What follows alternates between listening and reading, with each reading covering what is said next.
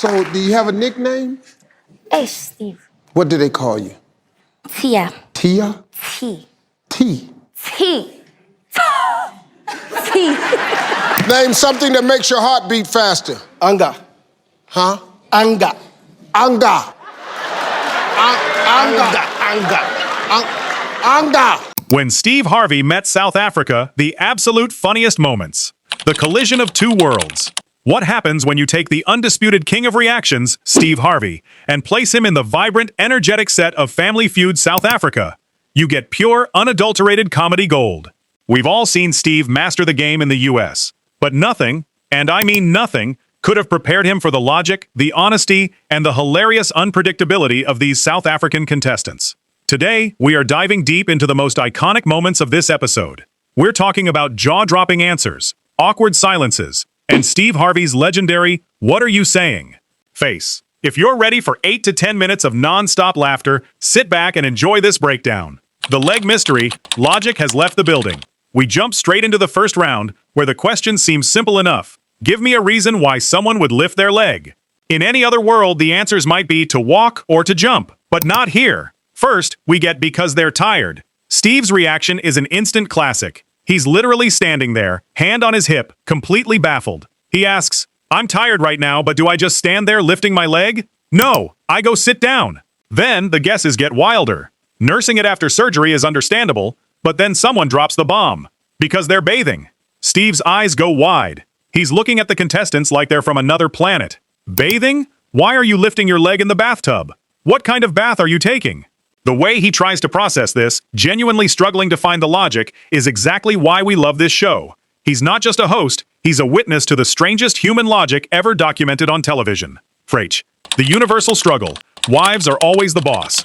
Moving to the contestant introductions, we meet Thabo and his family. The moment it's revealed that the wife runs the business and pays the salary, Steve stops being a host. He becomes a philosopher. He drops that legendary relatable line, "I have a wife too." It's a nationwide problem. It's all over the world, man. When you have a wife, she is the boss. Steve goes on a hilarious rant. He says, "I don't know why that is, but she's the boss. It's not a good system, but it is the system." He then laughs it off, saying they're a happy family. But we all see the look in his eyes. That look of a man who knows that happy wife, happy life is the absolute law of the universe.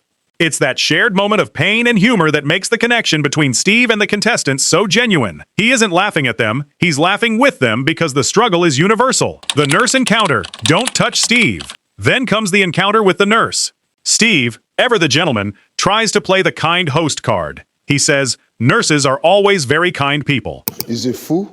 Nope. It's not foo? Nope. Fuh. Puh. Puh. Puh.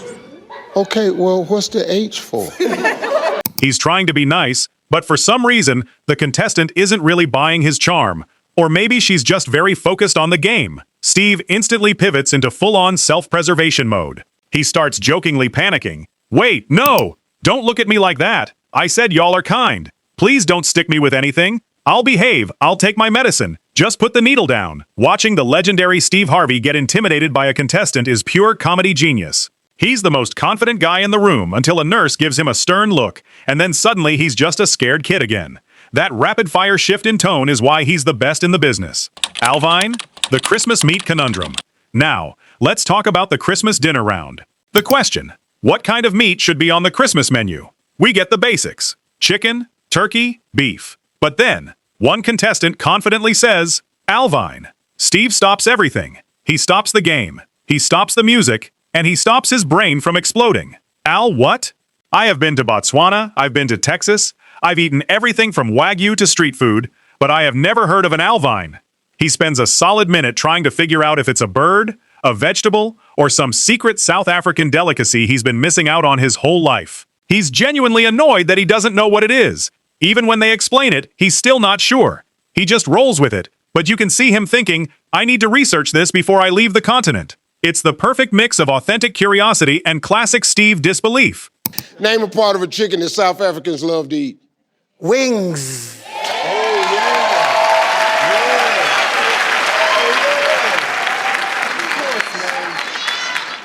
The fast money disaster, finally, the fast money round. If you thought the regular game was wild, this is where the pressure turns everything upside down. Question. A job where you would find hot men.